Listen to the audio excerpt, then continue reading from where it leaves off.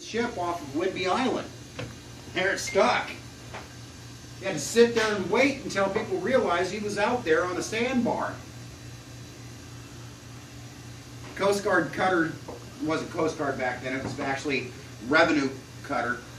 Saw him out there on the sandbar off of Whidbey Island, and they loaded up their ship and they went out there and they gathered up all the crew and all the miners and such that were on his ship and brought him into Port Townsend. And then when he got off at the Union Wharf, he was arrested. You see that ship that he had clipped out there at Nia Bay? It actually sank. 249 lives dragged to the bottom of the sea. Dead. Only 2 people survived. They actually survived because they floated safely on the cabin of the old boat that sank. And they sat on that cabin floating around in the Pacific Ocean waiting for the waves and the currents and the winds to be just right to actually get them to shore. And they floated around out there for a week and a half. Got off that cabin, stumbled to the beach, found the nearest Indian settlement and said, "We've been shipwrecked." And they came back to Port Townsend and reported what had happened. But when they reported what had happened, they said, "Yeah, the Captain Sawyer, he hit our ship and our ship sank, and he just kept right on going. Didn't pay any attention to us. Everybody died. Only 2 survivors." Well, Captain Sawyer, when he found out that happened, he was pretty irate. Because he didn't believe that he actually sank that ship. And there was a big investigation. And there was a whole inquest. And in the end, it was basically decided shit happens. Accident at sea. Captain Sawyer went home at the end of that trial a free man. He was not charged with any crime. It was considered an accident at sea. And he sat down in his rocking chair in his office, 2nd story of his home. Sat down in that rocking chair, staring out his window at the bay out here in Port Townsend, just watching the water. Eventually his wife had to figure out, well, what's he doing up there? She went up and talked to him. She said, "You going to come down for dinner?" He says, "No, I'm going to sit right here and wait." And he sat there in that chair, rocking back and forth. Didn't come down for a couple of days, and his wife's starting to get really worried, and she actually contacted some family and friends, and they came up and talked to him. And they, "Captain Sawyer, you're going to come downstairs and get over what happened?" I mean, he goes, "No, I'm staying right here." "Well, what are you going to do here?" they asked him. "Why are you just sitting in your rocking chair, rocking back and forth, staring out the window at the water?" He says, "I'm waiting. I'm listening." "Well, what are you listening for?" "Bell." "What bell?"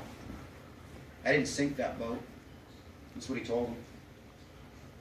"And when it gets here, it's going to ring his bell, and we're going to hear that, and we're going to see that I didn't sink that boat. I didn't kill those people."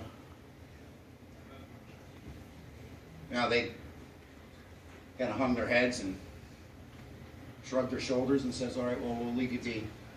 And they left. Captain Sawyer stayed in his rocking chair. By now, several days had gone by. He'd never left that room. He was rocking back and forth, staring at the window, dozing off. I'm sure when he was dozed off, he was dreaming, hearing the voices of the people that had been dragged to the bottom of the sea, dead. Water's not very forgiving out there, so you know it didn't take long for him to die. But in his mind, I'm sure it took him hours. Then he'd wake up and start rocking again, staring out his window, out at the bay, listening for that ship's bell that never came. He sat there for so many days, just rocking in his chair, that eventually the rocking stopped. Because he didn't have the energy to move the chair anymore. And he just stared out the window. The family would come in and, "Come on, Captain, let's go downstairs. Move on with your life." But he didn't. Eventually he did fall asleep and had one final dream before he died. He drove himself mad, waiting, listening for a ship that never came. See, it's not just the women of Port Townsend that ended in misery. Sometimes it was just an accident, a fluke. Misreading the currents, not seeing a ship in the fog. Killing 248 people.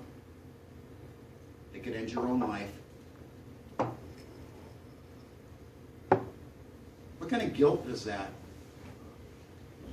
Survivors. You know, it's been many years since that event took place. He died in that room, in that rocking chair, staring out the window.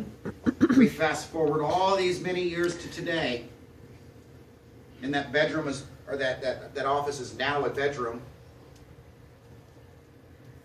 And there's a rocking chair in front of that window.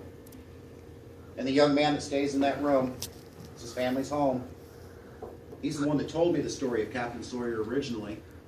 And the reason he told me the story is because he couldn't figure out why that rocking chair would move on its own. Because Captain Sawyer's still sitting in that rocking chair. Rocking. Watching. Waiting. Listening for that bell that he'll never hear.